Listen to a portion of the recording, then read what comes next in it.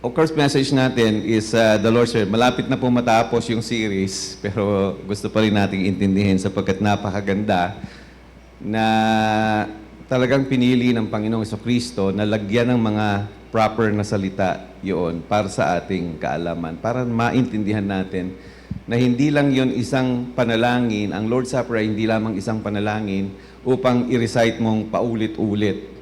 Kanya minsan nagiging paulit-ulit at pagka hindi mo inintindi, magiging walang kabuluhang paulit-ulit ang Lord's Prayer. Pero the moment you understand and the moment na itanim sa puso mo na ikaw ay pinahalagahan ng Diyos upang tawagin mo siyang Ama, nang ibig sabihin ay ikaw ay anak, na itaas mo ang kanyang pangalan sa hindi ordinaryong paggalang, kundi isang pagsambat, pagpapahalaga, sapagkat siya ay banal at namumukod-tangi. Hindi mo siya pwedeng ihalin tulad sa iba. Na dapat pagharian, magsimula sa iyo ang paghahari ng Diyos. Magsimula sa iyo individually sa puso mo, sa pamilya mo, sa iglesia, at sa buong sanlibutan. That is the wish and the perspective of the prayer.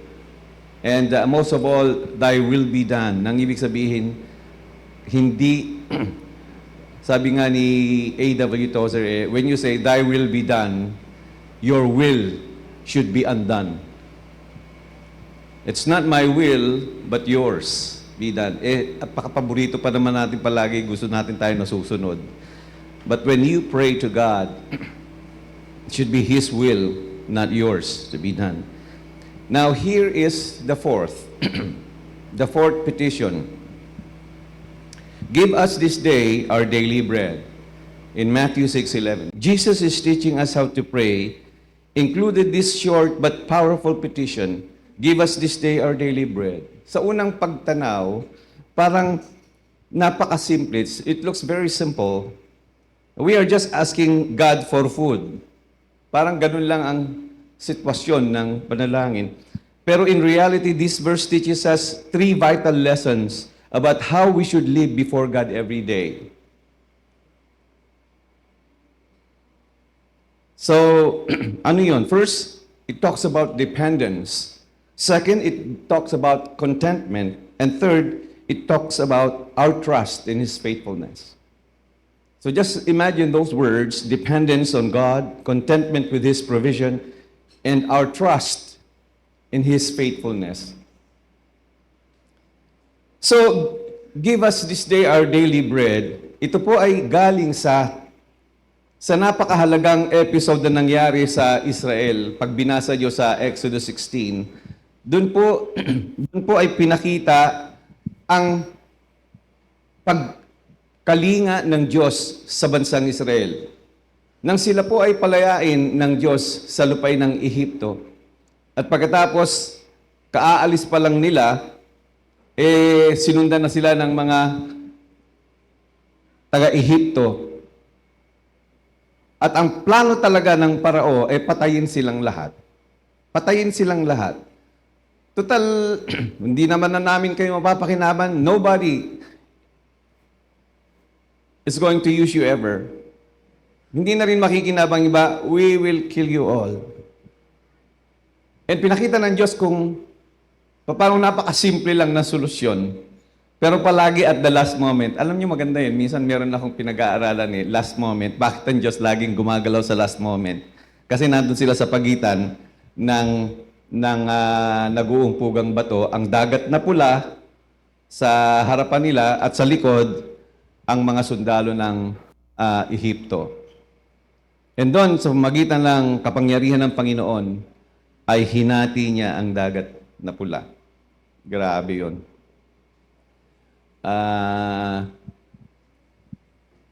Napakatindi ng nangyari sa kanila. Lumakad daw sila sa tuyong lupa. Have you ever, dagat, naging tuyong lupa. But anyway, lumagpas sila doon at nandyan na, mamalapit na silang abutan, pero pinigil sila ng ulap na column, na poste ng ulap, ang mga Ehipto. And then, nung makatawid na, at saka sila pinabayaang sumunod. And you know kung ano nangyari, no? Nung nasa dagat na lahat ng mga sundalo ni Paraon, doon kinlos ng Diyos ang dagat na pula at namatay silang lahat. Grabe yung pangangalaga ng Diyos. And nung sila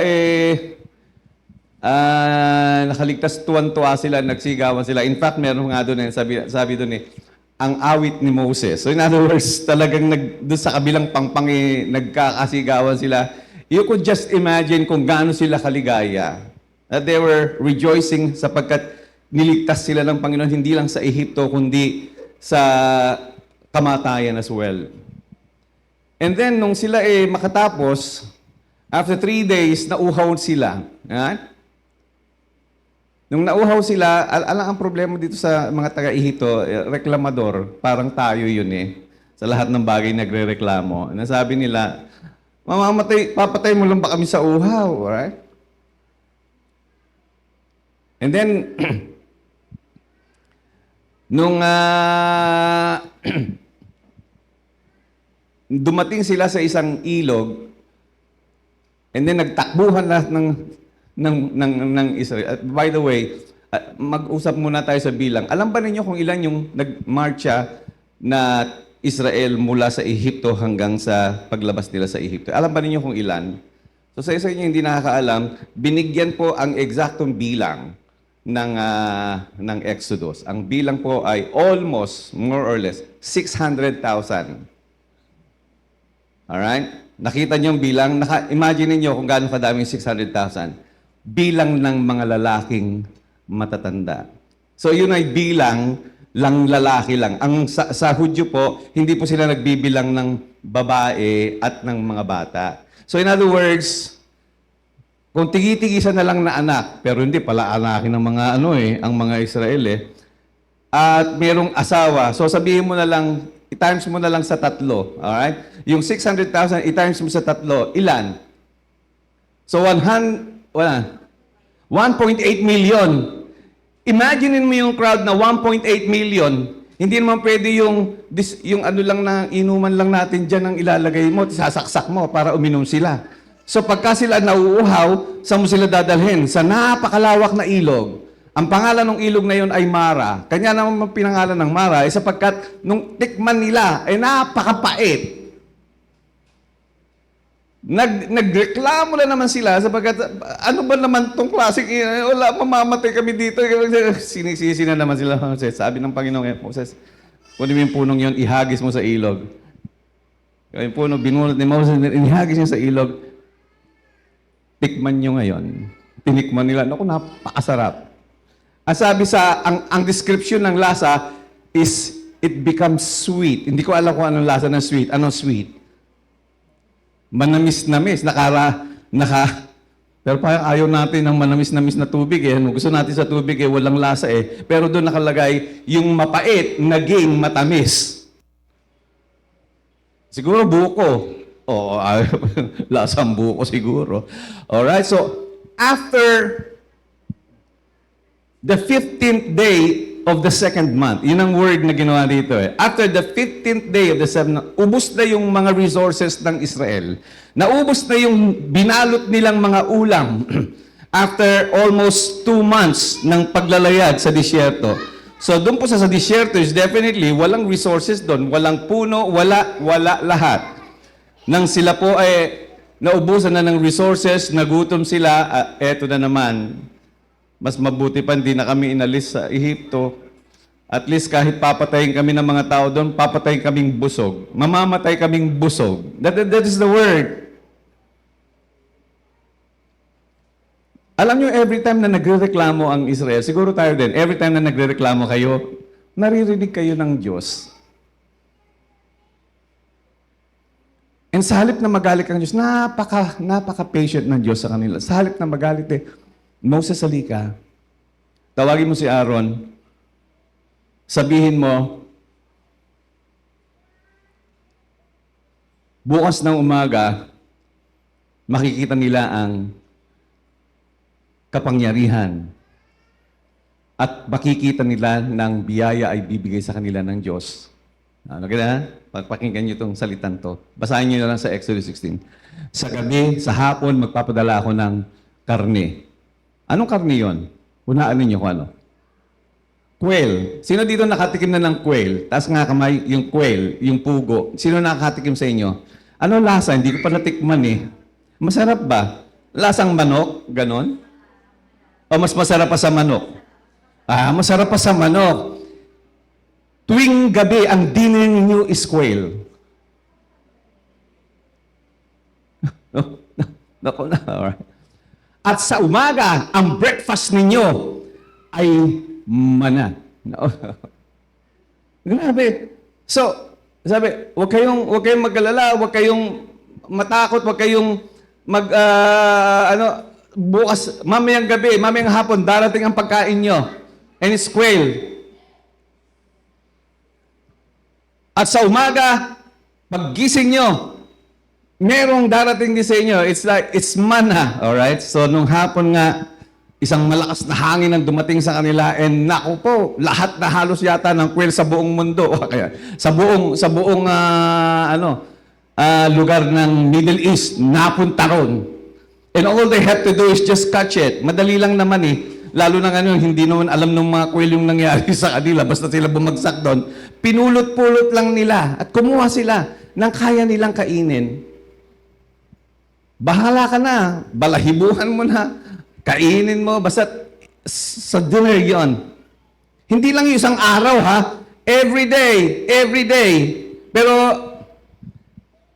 hindi ka pwedeng kumuha ng sobra. Yun ang salita na niya. Anyway, nung paggising nila sa umaga, nakita nila, nung lumabas sila sa kanilang mga tent, merong parang kulay puti na butil ng hindi nila alam kung ano. Nung lumabas sila, hinawak-hawak, ano to?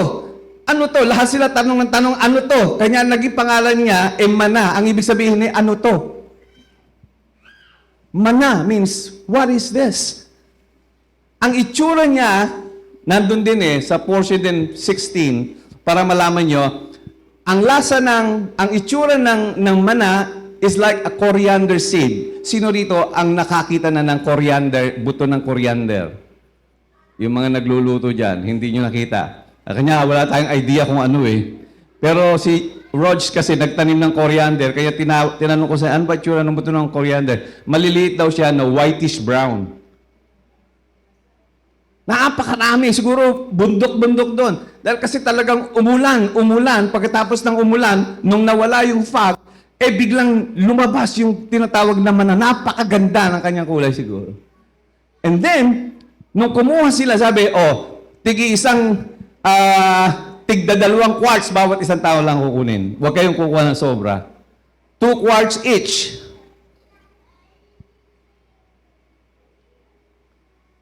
And then, nung niluto nila, nung binake nila, sanay sila dun eh.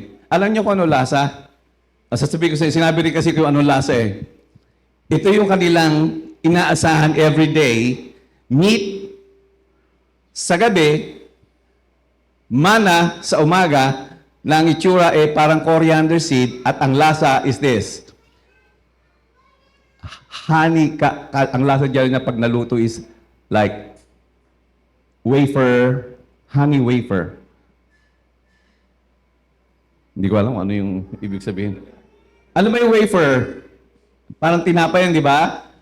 Ang lasa niya, merong lasang honey. It tasted like a honey wafer. Again, pulot na tinapay. This is just a wafer. Grabe, napakasarap. Napakasarap. Every day. Every day. Inalagaan sila ng Diyos. 1.8 million pinakakain niya sa gabi ng pugo. Bahala ka na kung anong luto mo. Ng tinapay sa magitan ng mana na yun, ibibake mo lang. And every day, for ilang years? Sa palagay nyo, ilang years? 40 years. Yung iba magahaman So, hindi lang 2 quarts ang kinukuha nila, hindi lang 2 salop. So, kinukuha nila, pinupuno talaga nila yung itatago. Pero hindi nila alam, kinabukasan, inuuod. Inuud. At saka napakabaho daw ng amoy. Yun ang word na ginamit. Napakabaho ng amoy niya. Na matigas ang ulo kasi ng mga Israelitas. Sinabi ng, kukuha lang kayo ng sapat. Bakit kaya? Bakit kaya? Ba't hindi pwedeng? Sa atin hindi ngayon ganun eh. Tayo gusto natin, pagka tayo sumweldo, puno yung refrigerator ng isang buwan eh. So parang hindi ka na mag-iisip pa araw-araw. Pero ang gusto ng Diyos sa kanila, hey, kanya gusto ko, kanya ko masisira yan pagka kayo kumuha ng sobra sapagkat gusto ko, bukas aasa uli kayo sa akin. Every day, aasa kayo sa hapunan, aasa kayo sa agahan. And that is my way. That is my way. So we are to defend. Ganun ang gusto ng Panginoon. Of course, pwede niyong punuin ng refrigerator niyo. Wala namang problema. Pero still, ang pag-asa niyo sa Kanya is every day of your life. Give us this day our daily bread. Your dependence to God should be every day of your life. At huwag kang mag-alala.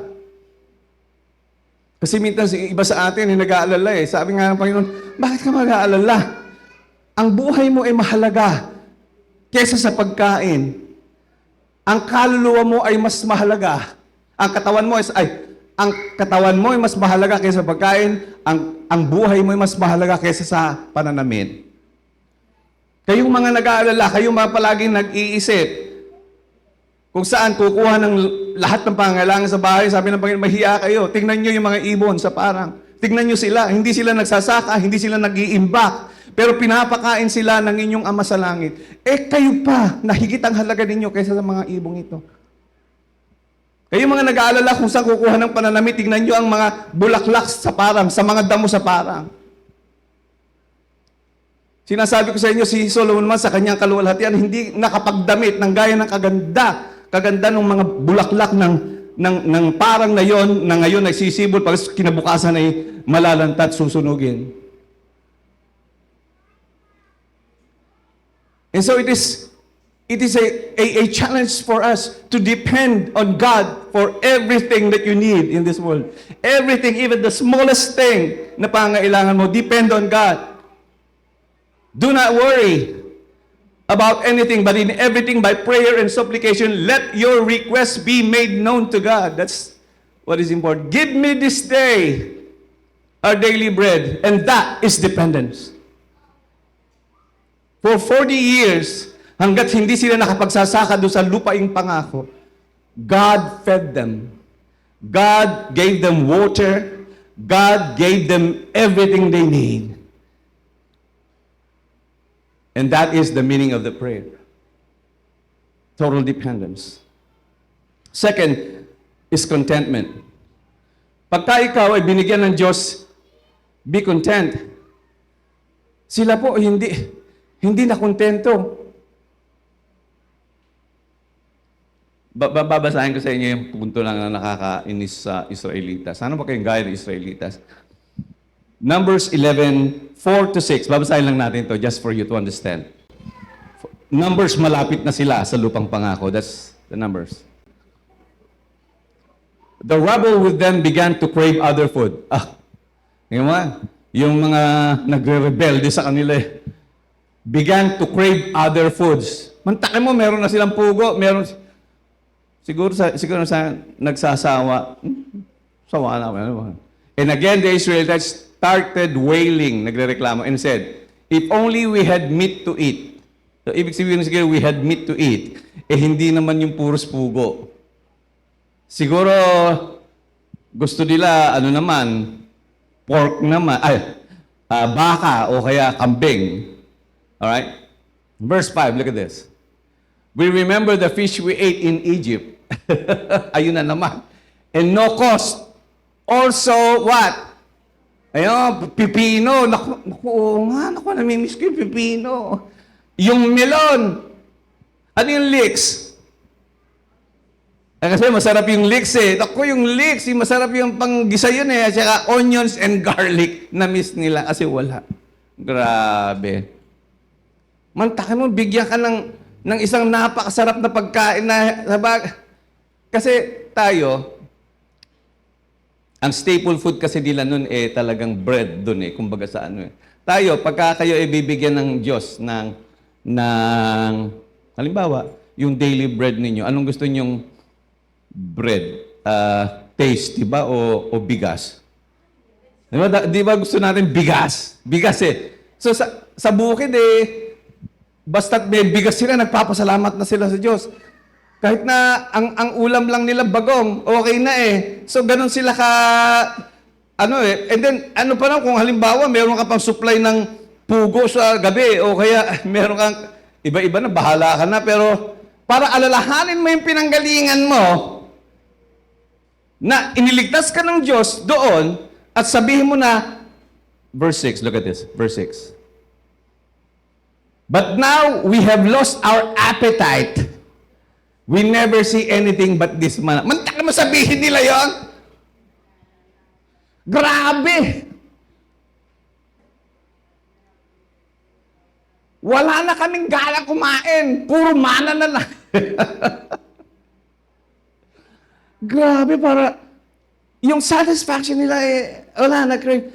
Yung content, kanya pala sinasabi sa banal na kasulatan kung gaano kahalaga ang contentment sa buhay.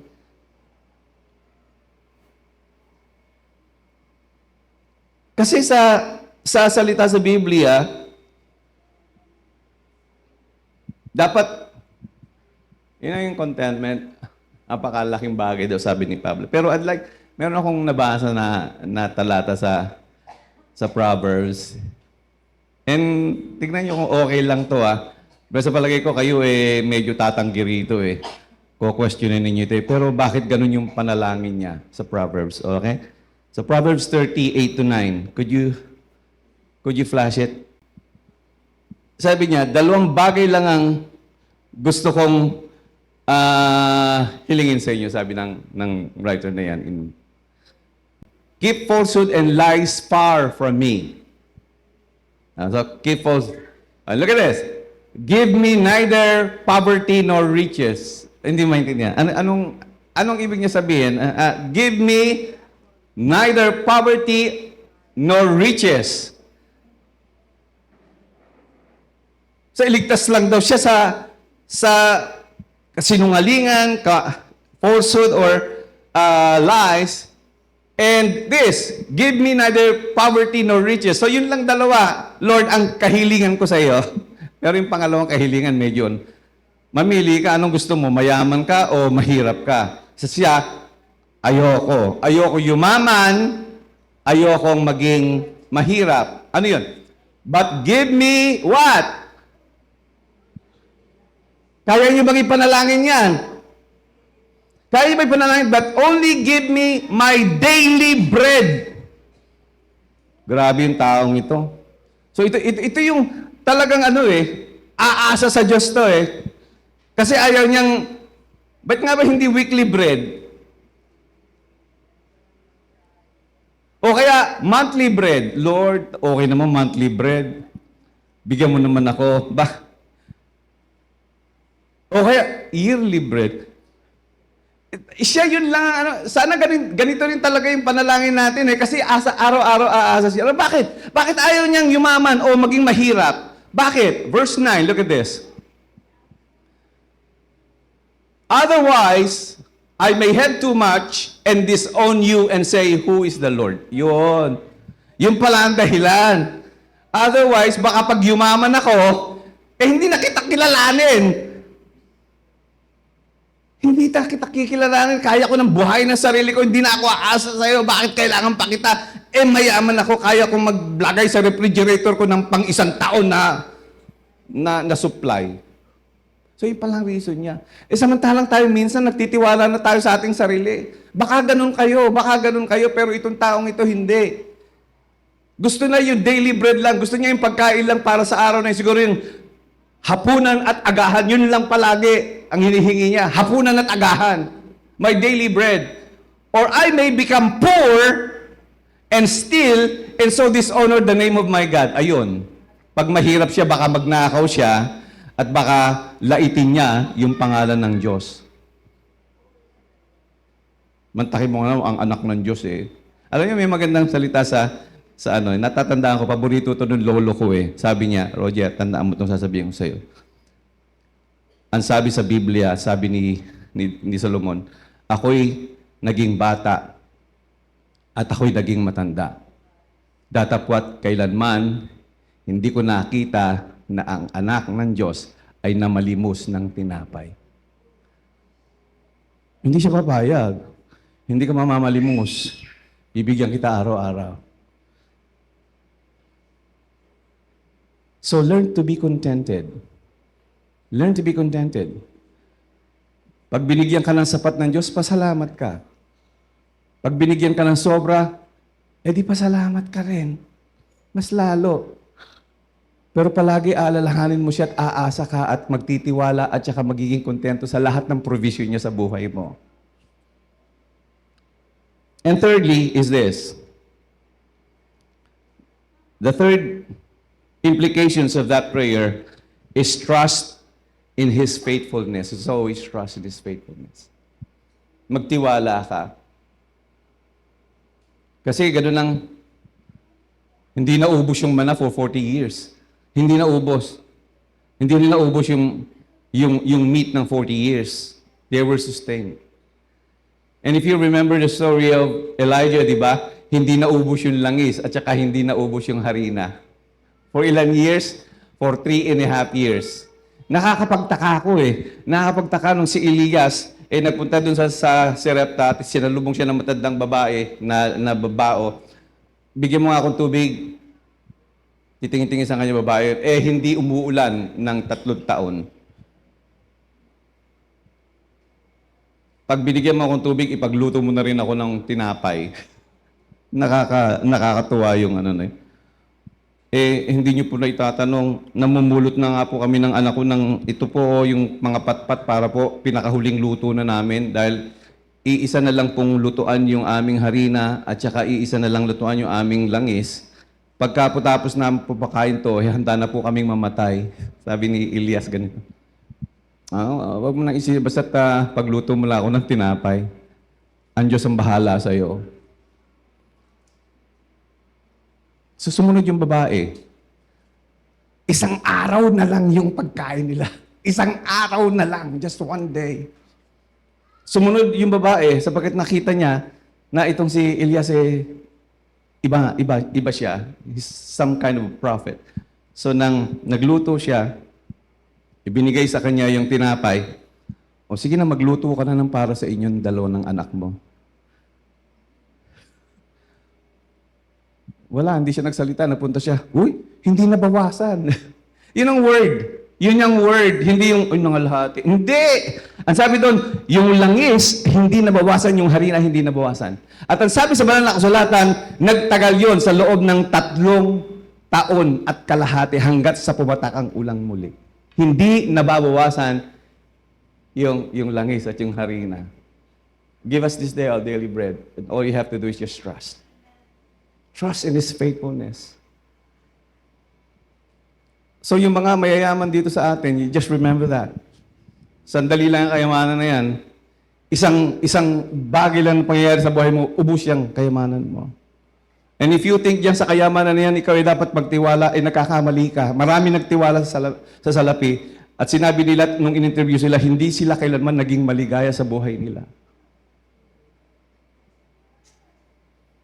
The only way that you can be truly happy is this. Learn to trust in God's faithfulness. In Matthew 6:34, sabi, do not worry about tomorrow, for tomorrow will worry about itself. Grabe. Grabe lang si Jesus Christ. Kaya, wag ka nang mabalisa bukas. Mabayaan mo na yung bukas magbalisa sa sarili niya. Bahala na siya ng mama. Bahala siyang wag ikaw. Bakit wag ikaw? Anak kita eh. Sabi ng Panginoon, anak kita eh. No worry. And then Paul, dinagdag niya pa salitang Philippians 4:19 says something like this. And my God, what?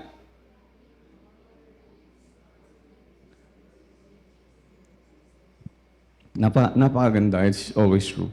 O yung mga nagwa-worry uli sa inyo, mahiya kayo. Tingnan nyo mamaya yung mga maya dyan sa labas. Tingnan ninyo. Kahit kailan hindi ko ginutom yan, sabi ng Diyos, kayo pa.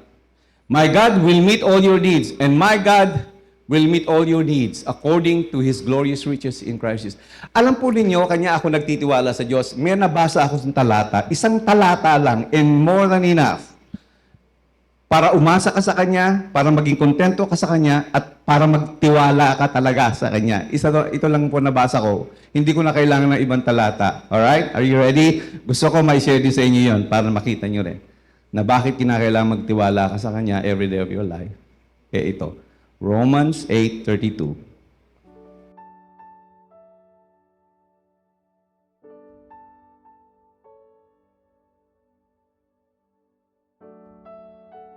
Grabe. He who did not spare His own Son, but gave Him up for us all, how will He not also along with Him graciously give us all things? Grabe. Sa inyo, sa lahat sa nagdududa sa kalinga at biyaya at pagpapala ng Diyos, mahiya kayo. Yung ang anak, hindi niya pinagdamot eh. Yung anak niya, hindi niya pinagdamot sa inyo. Ipagdadamot ko pa ba naman yung mga maliliit na bagay na yan?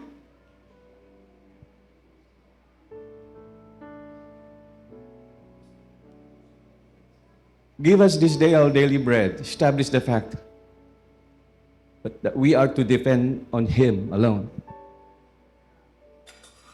And that we should be content with all His provision. And that we trust Him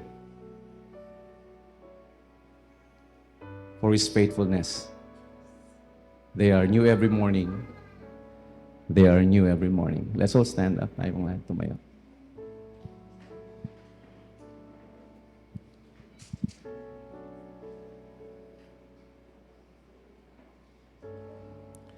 Father, our Father in heaven, Father, maraming salamat po. Every word na pinili mo po, Panginoon, sa natatanging panalangin sa Matthew 6 ay nagpapahayag ng kabutihan mo, kalinga mo, at pagpapahalaga mo sa amin. Salamat, Panginoon. Sana matuto kami na magdepende sa iyo sa lahat ng bagay, maging kontento sa lahat ng mga provision mo. At higit sa lahat, Panginoon, magtiwala. Magtiwala lang. Pagkat kahit kailan hindi ka nagpabaya sa bawat isa sa amin. We honor you today, Father, and thank you for that prayer. Give us this day our daily bread. Ang biyaya ng ating Amang sumasalangit, ang pag-ibig ng kanyang bugtong na anak, at ang liwanag at tanglaw ng Espiritu Santo ay sumainyo nawang lahat sa inyong pag-uwi. Amen.